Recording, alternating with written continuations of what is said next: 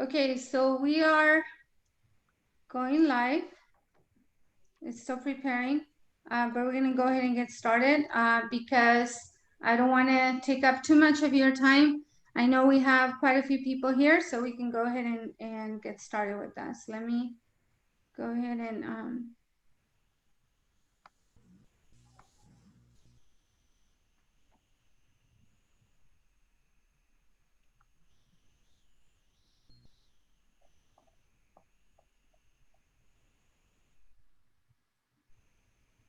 okay, so let's go ahead and do some quick introductions. We have amazing people here, so I want to thank all of you for being here today. We have Dr. Erica Pam, we have Bryan Owens, who's an attorney. We have in honor of having Cameron Kaiser here as well, which I'm very honored to have you here as well. Thank you so much. And Joe Ramos, so thank you all for being here. I'm super excited to have you here. One of the reasons, and I would like to ask Maria to come in and introduce Dr. Pam right now. But before we do that, one of the reasons we're having this conversation, and I want to share this story with all of you because I think it's important. A couple of months ago, I got a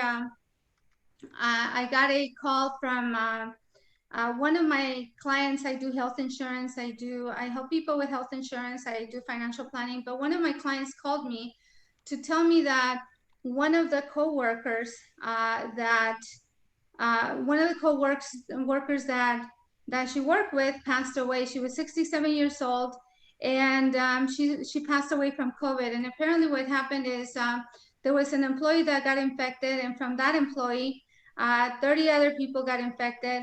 And so, with that, one person passed away. And her question to me was, what can we do about this? Because are there any responsibilities that the employer has?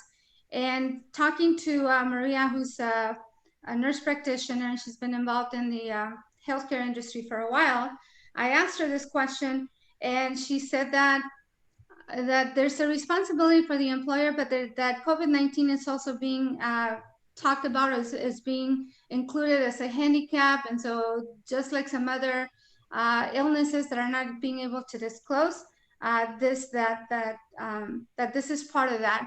And so I was very intrigued and wondering what do the employees, what kind of options do the employees have out there? And so I'm super excited to have you here because those are some of the questions. And as you know, the state of California has been shut down for quite a bit of time already. A lot of people out there are thinking, what's going on? When is my business going to be able to open? But then we just, in Riverside County alone, we just went to back to a state of purple, meaning that some of the restaurants are closing back again. The beauty salons and the shops are allowed to stay open, but they can only have 25% of the clients inside. And so there's a lot going on. Of course, we want to protect the lives of people, and we want to make sure that people are protected. And we have a lot of people out there too that believe that people should be wearing masks, and we have a lot of people that are out there saying, no, I'm not going to wear a mask. I'm just going to go out there and do my thing. So we have a divided community, I believe, in what needs to happen with COVID-19. And I wanted to have the experts, so that's why Dr. Pan is here. And I'm super, super honored that Cameron Kaiser is here as well. So we're going to go ahead and talk about that. Before I do that, and of course, Bryan Owens is one of our board members with the Greater Coachella Valley Hispanic Chamber of Commerce, and he's going to talk about what some of the responsibilities are for the employer as well. And but before we go on that, let me introduce Dr. Erica Pan. Dr. Erica Pan, MD, is the Deputy Director of the Center for Infectious Diseases and State Epidemiologist. Was sworn in July 13, 2020. She's also the acting state public health officer since August 10, 2020. Prior to joining CDPH, Pan served as the health officer since July 2018 and director of the Division of Communicable Disease Control and Prevention and deputy health officer of the Alameda County Public Health Department since 2011. So it's a great honor to have you here. Thank you for joining us. And what can you tell us, based on everything that I just talked to you about, Can you shed some light for us? Can you tell us, help us understand what's going on with COVID-19 and what can we do? We're out here, we have our businesses, we have our kids, we have our family, we have people that we know personally that have been hospitalized, people that have passed away from this. So please tell us what's going on. Sure. Thank you very much for having me. It's really a pleasure and honor to be here with all of you today. And as you just did, I think it's great to have my colleagues from Riverside County Public Health Department here, Dr. Cameron Kaiser and Ken Sarvatari. So yeah, I'll just start with kind of a broad overview of how we're doing in the state of California around COVID-19. I want to describe to you a little bit about what we're calling the blueprint for a safer economy and how we're looking at our reopening plan. And as you just mentioned, there's some real nitty gritty about that and how that is impacting different counties. And then I can talk a little bit about, all of the sort of inequities and disparities we're seeing with this pandemic. And I think that's really important to all of us and how we're addressing that and things we think people can do. And then I know you asked me to talk a little bit about vaccines, so I'll just touch a little bit on kind of what's on the horizon as we see it for that. And then maybe a few things from my public health perspective about what employers and employees can know, and then that might be a good segue to Bryan Owens. So to back up for a minute again too, I'd say here in the state of California, we're actually doing quite well. I don't know, many of you may have seen that around the country, there is sort of a surge happening. And in the middle of the country right now is sort of where it seems to be a big focus of disease, and people are calling it the third wave of infections in the United States. And we certainly had, a smaller increase when we first started in March and when things shut down in March. And then as we slowly tried to reopen as a state, and actually I think part of the issue was that we opened rather quickly in July. We thought maybe we had done enough by shutting down, and we started to reopen very quickly, and then the cases went right back up again, and we really saw a big increase in cases. There were certain counties that had a lot of hospitalizations. There were some that were having to transfer people out of our hospitals to other parts of the state because it was really starting to overwhelm hospitals in certain parts of the state. So then things had to kind of tighten back down again, and we had to close a lot of businesses again in July. And then, as you said, we've been, in July, we had a peak then, and then we had a nice decrease. And so from July until now, and I'd say until about mid-September, July to September, we had a nice drop, and then we're kind of flat right now. But what also happened in the beginning of, end of August, beginning of September, is we issued this new, again, what we're calling the blueprint to reopen. And what we try to do in that, what we launched there in this blueprint, is have a tiered approach or a phased approach. So we've been talking about being a slow and stringent reopening, and we came up with these color-coded tiers. So, and what those tiers are based on, we have a color coding. So purple means there's widespread disease transmission. Orange means there's, I think we're saying moderate, and then, there's purple, red, orange, and yellow. And so the highest disease transmission is in purple, and then the least disease transmission is in yellow. And we purposefully didn't put green in there yet, because even when we have really low levels of disease transmission here in California, we know, again, that this virus can just jump right back up again. And again, that's what we're seeing in some other parts of the state and other parts of the world. So our goal was to have this way to look at putting different counties into these different kind of color-coded tiers. And the things we looked at to put them in there are what we call case rates. So the number of cases per 100,000 people per day. So for example, over 7 cases per 100,000 per day will put you in the purple. And then we'll also look at test positivity. And so those are the two kind of numbers that many people across the country and the world look at to try to get a sense of how much disease is in your community and what are the trends with that. So those were the two main things. And then we actually said when we first launched it that we also wanted to have an equity metric. So I'll circle back to that in a minute. The other real principles about this were that in order to be slow and stringent, we needed the counties to be in one of those phases for at least 3 weeks before they could continue to move forward. So we've known with this disease that it takes a week or two after you get exposed to the disease to when you then have the disease and might have symptoms and or can infect other people, even if you don't have symptoms. And that's what's been really tough about this particular virus, is that, you know, we think that up to 40% or so of people can have the infection and not know it and not have any symptoms, but be infecting other people. So that is why we also really continue to, you know, why you see my Zoom background, that we have all the people with their masks on. So anytime you're outside your home, really, we want people to be wearing a mask to help cover your nose and mouth and make sure you are protecting yourselves from droplets and aerosols and protecting each other. So that's a really important thing, and that's why we're doing physical distancing. So again, the way the disease is spread is when people are talking loudly or cough, certainly especially coughing or sneezing, and it's much more spread if people are yelling or shouting or singing or if they're exercising. But all that can, if you can cover the face and nose, the nose and mouth with a mask, then you're really going to be able to prevent spread. And if everybody's doing that, then we're all protecting each other. And there's more and more data on that also too, that if everybody's wearing that, it can you know, dramatically reduce cases, and it can reduce how severe someone is. So it's almost like, you know, there are some vaccines that will protect you from getting infected at all, and some of them just help protect you from how severe, like maybe prevent you from being hospitalized when you might have been hospitalized. And we're starting to see more evidence that masks are like that too. So that's why it's really important. And of course, we really want to minimize how much people are mixing. So mixing across different groups. So, you know, in the very beginning, it was really stay at home all the time. And again, gradually we want to reopen and allow more things to happen. And we have to have enough activity to sustain our communities. We have to eat.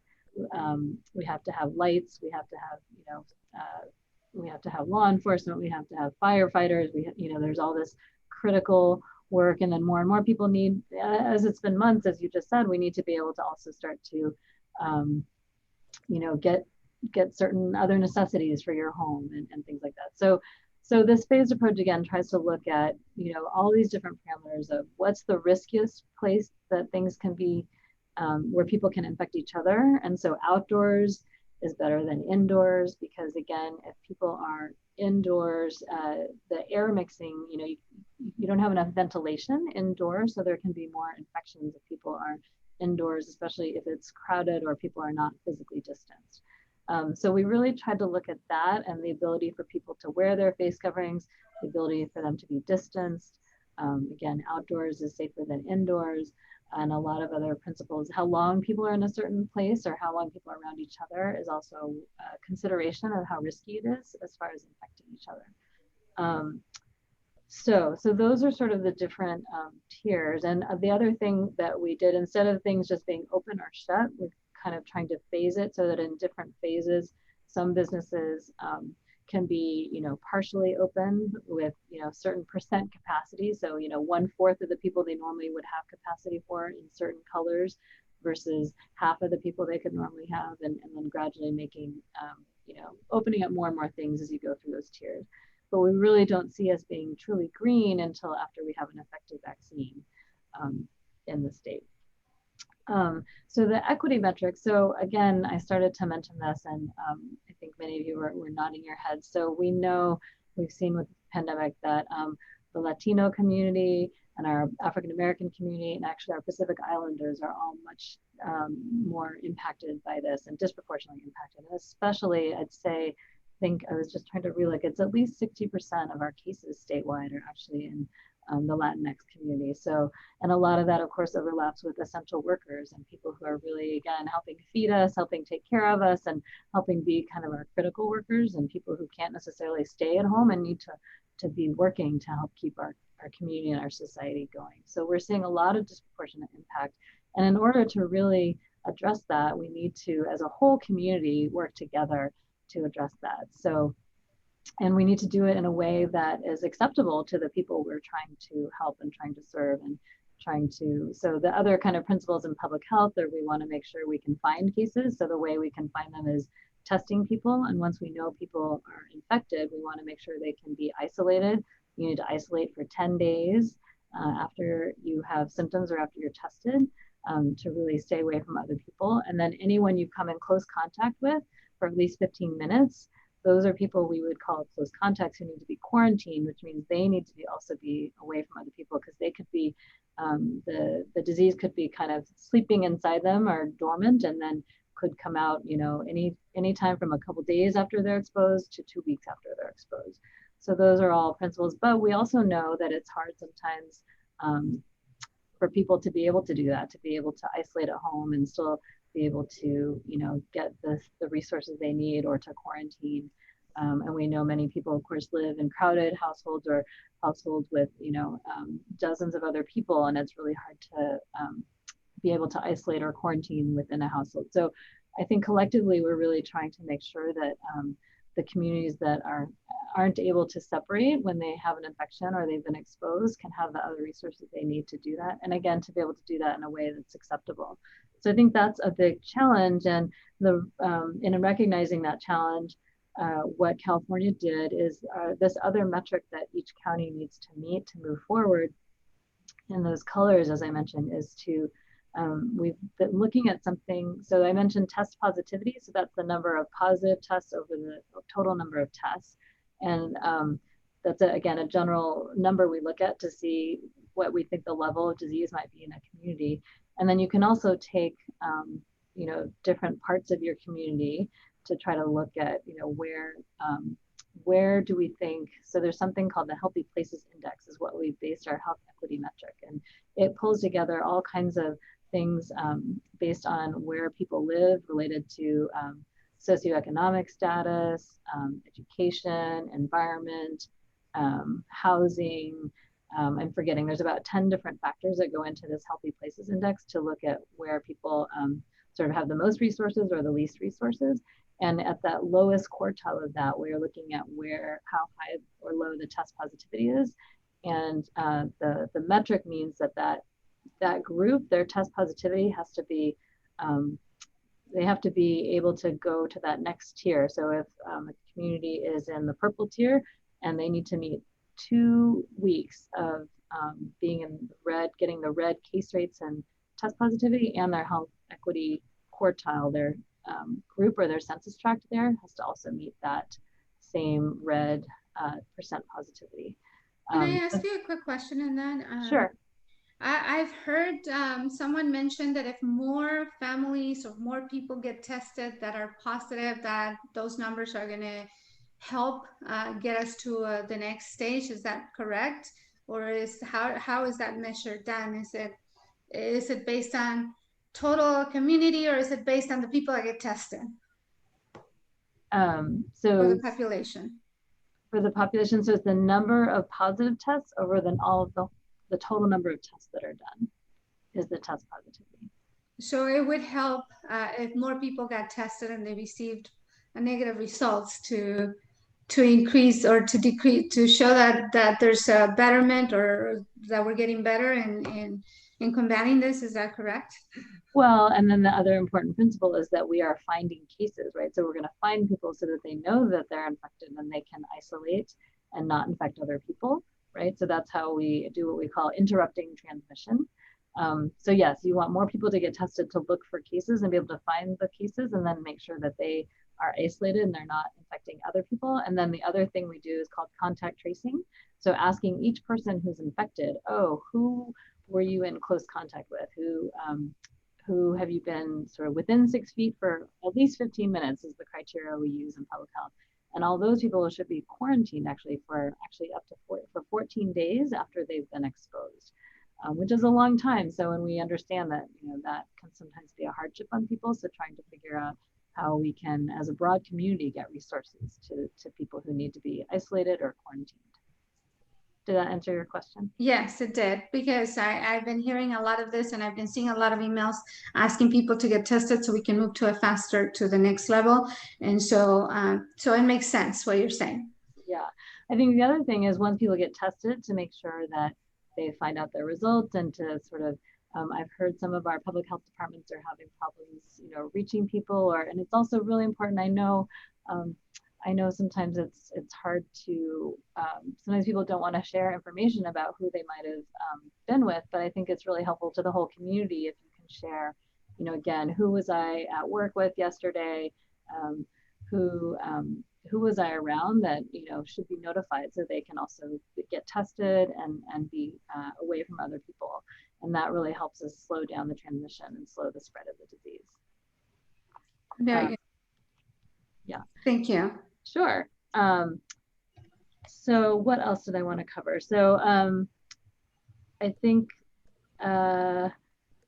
you talked about the disparities, and it's my understanding that the reason that there's disparities, or is there a higher population that has positive results because of the area that they live, where the socioeconomic impact in their family. Is that true? And how's the healthcare for these families? Is it easy to access? Are they having issues with that as well? Yeah, those are all great questions. And I think as you were sort of asking or alluding to, I think there are many things we think that lead to the populations that are the most impacted. One, that again, it's a lot of our essential workers. So I think we were just looking at more of this, and people who work in construction, and people who are working in restaurants and food handlers. There are people in manufacturing, a lot of essential workers that have been working ever since March, actually, right? Like some people were able to stay at home and do their work from home, but many people who have to be helping again sustain our infrastructure and our society had to work, and then just had more interactions and been sick. And I think it'll be a good segue when we talk in a few minutes about employee protections and making sure when you're at work that everyone has the right protections. And then healthcare access, I think, is often a challenge, right? And of course, as people have either lost work, as businesses have not been able to be open, and this is the hard balance. Actually, that's the other thing I did want to just acknowledge. And it's really a hard balance for all of us, and certainly in public health and at the state, to be saying that things have to close down again, knowing that has an impact on the economy.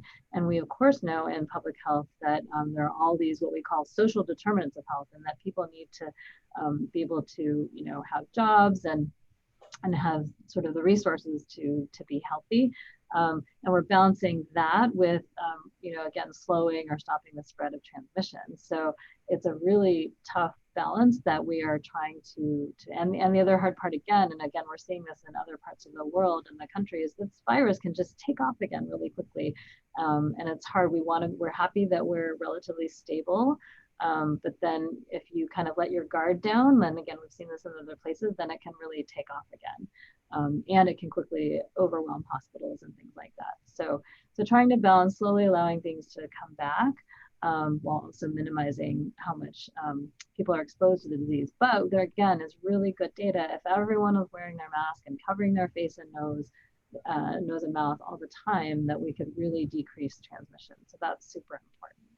Okay. And I do want to ask another question also. And the question that I have is, how do you see us moving forward in the next 3 months? Do you expect us to start 2021 still with a pandemic, or do you see that we may be able to continue in the next 3 months? And I'm saying the next 3 months because we're almost at the end of the year, between now and the end of the year. Right. So it is such a good question. And again, why we're being very cautious, because not only are we dealing with this pandemic with COVID-19 virus, it's about to be flu season. So we're all really nervous in the health and public health community about flu. So actually my other message, while I have the opportunity, is to remind everyone to get your flu vaccine. I've gotten mine. Everyone that I love has gotten theirs as well. And I know, some people have lots of questions about flu vaccine, but it is safe. And it's true that it varies a little bit every year to year on how effective it is, but it definitely prevents.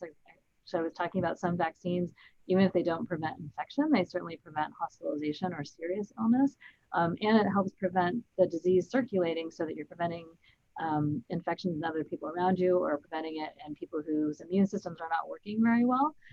So really important to get your flu vaccine too. And as far as the next 3 months, I think we're really worried that if flu starts also on top of having COVID-19, and if COVID-19 increases, because we're gradually allowing more things to happen, that we could overwhelm our hospitals. And so that's what we're very nervous about, having those at the same time. Some people have heard the word twindemic, And so when people talk about flu and COVID-19 at the same time. So I definitely think we're going to be watching closely both COVID-19, looking for flu, whether it will circulate or not.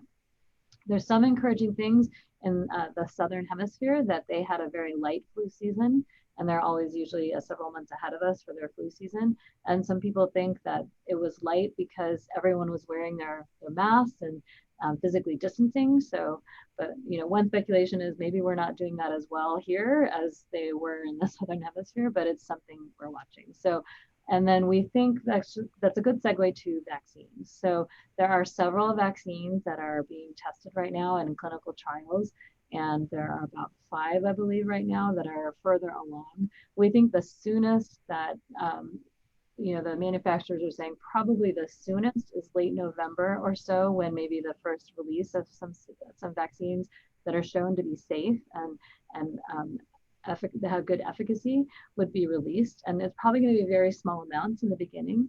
And in the beginning, some of the priorities are going to be healthcare workers, the elderly, and some of these people, again, that are kind of critical first responders will be the first people. And we may only get a couple million in California in the beginning. So towards the end of the year, we're hoping we'll get some vaccine, and we're preparing actively for that. And we also are making sure in California that we have a group of doctor scientists who are experts in vaccines, who are also going to look at whatever the federal government approves, but also make sure that we feel comfortable here in California as well, that there was good science behind those being safe and that they work. And then we think there will be more vaccine early in 2021, and that we'll gradually get more in 2021. And we're not sure yet how many will be approved. There may be more than one, and how quickly it will get out. But I think we're going to be dealing with this pandemic for the next several months. And, I think for us on the response planning side, we think about it in, probably for the next 12 months in some way, shape, or form, we're going to be needing to deal with this, because it will take a while to get the vaccine. We don't know yet how well the vaccines will work.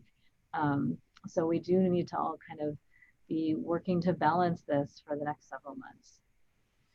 Thank you so much. Sure. Yeah. And then quickly, and then I'll turn it over, but I think back to employers, and I think Mr. Owens is going to cover that much more. But one quick thing is a new law just passed. It's called AB 685, just passed in mid-September, and it requires employers to notify the employees if they've been exposed to COVID-19 at work, and to report workplace outbreaks to the local health department. It also is going to require us at the state health department to publicly report information related to workplace outbreaks. And it requires Cal OSHA, which is the state organization that helps for occupational work safety, to make sure that employers are providing protection for workers.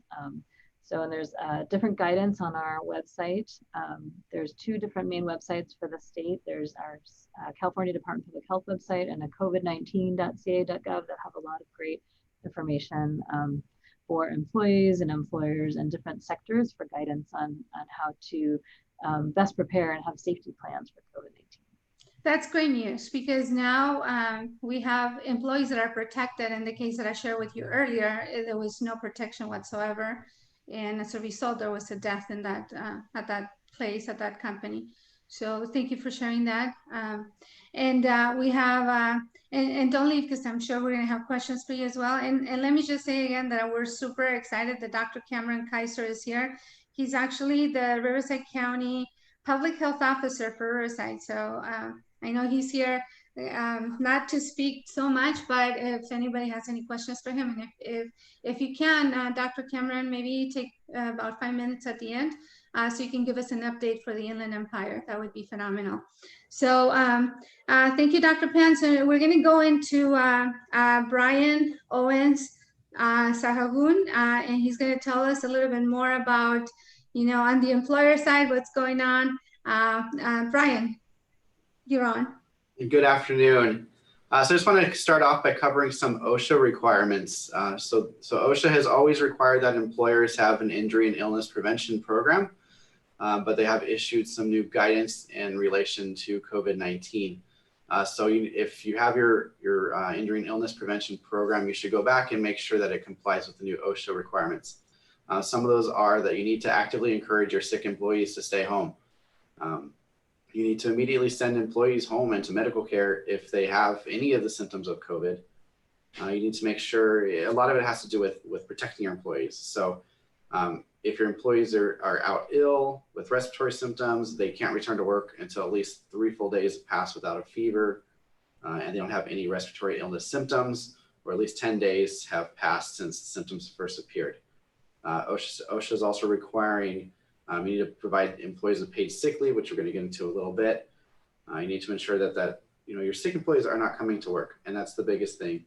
You need to encourage your employees to telework where that's possible. A lot of industries, it's obviously not possible, but where it is possible, you should be teleworking. You should be practicing physical distancing and getting rid of in-person meetings as much as possible. So, pay for your Zoom memberships and do your meetings there. You should be, as possible, avoiding shared workspaces. So if you have employees with cubicles and things of that nature, or work items that are being shared, like phones being shared between employees, you should try to prevent that from happening. And if you have to have that happen, they need to at least be making sure that it is being constantly disinfected. So you need to have procedures in place to disinfect areas that people constantly touch. So door handles and things of that nature where they get constant touching by different people.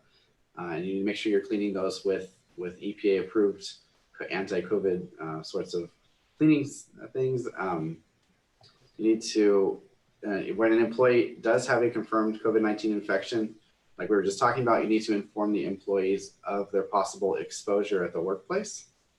But you have to maintain confidentiality of the sick employee. You need to also temporarily close any general area where the affected employee worked until you've completely cleaned it. And you should do a deep cleaning of any area where the employee worked. And then there's some specific guidelines if you work in retail or service industries where you're with the general public. So if you work in restaurants, you work in sales, you work for department stores, you need to make sure you're cleaning more frequently. So make sure you're cleaning areas where people touch as frequently as possible, just to prevent the spread. And then make sure that you're using plexiglass screens, physical barriers to prevent your cashiers and things of that nature from having direct contact with the general public. And then, of course, as always, we've been talking about for a long time, make sure you're avoiding physical distancing as much as possible. The OSHA is also requiring the, training. So you need to be training your employees on symptoms, what to look for, how it spreads, how to prevent it from spreading, make sure that you're not allowing people into your place of business that might have symptoms of COVID-19 or that may be sick, so that you do have employees who get sick or other customers. Make sure employees are washing their hands, trying to avoid touching their faces. All employers also have to provide washing facilities. So make sure that there are washing facilities with an adequate supply of cleaning supply. Check those constantly. Make sure that there are enough paper towels and blowers is what OSHA is saying. And employers also need to provide personal protective equipment to their employees. So you need to make sure you have whatever you need proper for that. So definitely masks and possibly gloves in the event you need that. There are lots of resources. I don't know if they're still around. Like the county was giving out personal protective equipment for a long time. So look into that. You may be able to find some resources still out there as an employer. So moving off of the OSHA guidelines, I want to talk about what happens if you do have an employee who gets sick. So we're hoping you prevent employees from getting sick by following the OSHA guidelines. But in the event you do have an employee that gets sick, this gets broken down in a couple time periods. So you may or may not recall between March 19th and July 5th, Governor Newsom had issued an executive order. And that executive order makes it a rebuttable presumption, meaning it is presumed that the employee got sick if they worked within 14 days of contracting COVID-19. And what that means for you is that then it becomes a work-related injury and is covered by your workers' comp. So one, as always, make sure you have workers' comp. It's the law. It's a criminal offense not to have workers' compensation insurance. So make sure you have workers' compensation insurance. But on top of that, we do have this issue. So anybody who was infected between March 19th and July 5th, automatic presumption that they contracted that at the workplace. Workers' comp comes in. Now, since then, so starting July 5th, there's a rebuttable presumption for workers' compensation benefits for first responders and healthcare workers who contract it, and also for employees where the employer has 5 or more employees, and there was a positive test for an outbreak. And so what they're defining as an outbreak is within 14 days, 4 employees tested positive at the employer if you have less than 100 employees, or 4% if you have more than 100 employees. It can also be if you were also ordered by a county, local, or any other health agency to shut down because of COVID, that you're also considered to have had an outbreak. So this is important. It has changed Governor Newsom's orders in that not every employee now is covered by this if they catch COVID-19, but in the event that you do have more than 1 employee catch COVID-19, you need to be very safe. Be very sure that you're doing things the way you're supposed to be doing them. The employer also needs to report, we were just talking about this, needs to report to the local health agencies, and there is a penalty of up to $10,000 for not doing that. So make sure you do that. And I'll talk about rebuttable presumptions really quickly. So in the law, a rebuttable presumption means it's presumed that the COVID arose from the work-related injury. Whereas normally an employee would have to prove that their injury arose out of their work. Under these laws, the employer is going to be assumed and presumed to have that. Now, in the event the employer can prove it came from some backyard barbecue or whatever it might be, then the employer can escape liability for the workers' comp on that. But that's going to be very difficult to prove. So what this does is it shifts the burden. So the employees now are going to be more likely to be covered because they don't have to prove much of anything other than get a test that shows that they had COVID. And then they're going to be covered. So what does this mean? So workers' compensation benefits, you would, as the employer, you have to pay for their medical care. You have to pay them for temporary disability. So any period of time they can't work. Any permanent disability they may suffer if they have some sort of respiratory injury that is going to last the rest of their lives. You may have to provide supplemental job displacement benefits so they can get into a different job in the event that they can no longer work for you. And in the event they die, you would have to pay death benefits as well. So again, really important to make sure you have your workers' compensation insurance. It is the law, and now with the rebuttable presumptions, there are going to be issues if you don't, and all of that comes down on the employer personally in the event that they do not have workers' compensation insurance, along with, like I said, some criminal charges can flow from that, and a lot of penalties can flow from that as well. And then the state will also go back and usually look at your records and then charge you for what you should have been paying for workers' compensation premiums. So make sure you have workers' compensation insurance. The last topic I want to move into is kind of like the benefits that you should be prepared and understand that are related to COVID. So kind of the first one, disability insurance. So if an employee goes out on disability because of COVID, that's going to happen. So they're going to qualify for disability insurance, which is usually about 60 to 70% of their wages. You need to be ready for unemployment, obviously. Let me flip my other chart here. So there's several. So paid family leave. So in the event that you are an employer with over 25 employees, you could be liable for paid family leave. Obviously, paid sick leave in California, that's been a law for a few years. Employees get 3 days a year. So in the event they have to take off time, there's 3 days. So make sure that they're getting that. There's the Family First COVID Relief Act, and this one is a big one. So this is pretty much if an employee catches COVID or is taken off by a doctor or their family member is, or it also applies to the circumstances of an employee whose child can't go to school because the schools are closed down, so now they have to stay home, then those employees are also entitled to compensation as well. So let me kind of tell you what they are here. So in the event that you have paid family leave, so they can get up to 8 weeks, or the paid sick leave, like we just said, is 3 days. The Families First, if they're an employee and they get sick or they have to go care for somebody who's sick, they get up to 80 hours paid sick leave. And in the event that they have a child who cannot go to school, they get an additional 10 weeks of paid sick leave on top of that. There's a whole bunch of different things. I'm not going to get into it, but this goes through the IRS and they can give you credits, and they're helping the employers in certain different ways. So that's really, really important. And then they've also added on some additional time in the event that you are in the restaurant industry as well. And somebody comes up with COVID, they also get 80 hours for full-time workers too. So it's really important, like I said, understand these things to know what it is you're doing, right? So make sure you're cleaning, make sure you're preventing the spread of illness as much as possible.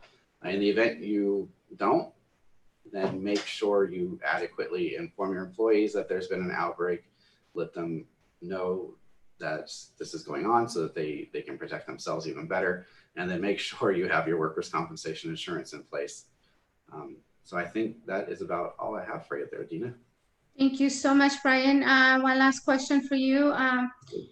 For employers, this is very important for small business owners, for business owners in general, because they need to make sure that their employees are protected, they're still running a business, and the employees need to take care of themselves as well. They also need to take the precautions. And you spoke a lot about different things, OSHA guidelines and the rights that the employees have as well. So where can they find more information? Where do they go online to get this information? Because it is a lot of information, and I'm sure there's a lot more detail on it. Where can they go get this information? The best place would be to go to the state's website and go to the California or ca.gov, and then you can go to the Department of Industrial Relations, and there you can find everything that you need, everything I kind of went through here today. So you can find your OSHA regs. You'll also find, what you're entitled to as far as leave and what your employers have to be doing. There's specific industry guidance as well that I didn't even get into because there's too many industries to even possibly do that today. But you can check the industry and what you have to do in your industry or what your employer should be doing in the industry to prevent the spread of this illness. Thank you, Bryan. One last question, and this is for Dr. Pan and also Dr. Cameron. I did ask if you can speak. If you can, great. If you can't, I understand. But this is the last question for you as we close our session today. What can we as a community and business leaders do to support the region and state in helping to decrease the disparities? We understand that socioeconomics plays a role. However, these are also the businesses that are being asked to close down, further decreasing the economics. So what can we do as a whole to help to avoid being where we are today and hopefully get to a place where we can start reopening things, the schools, the kids can start going back to school? What's your best recommendation for this?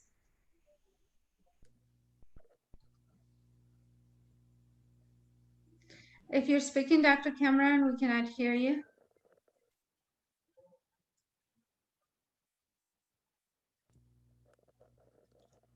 Okay, we cannot hear Dr. Kaiser. Dr. Pan?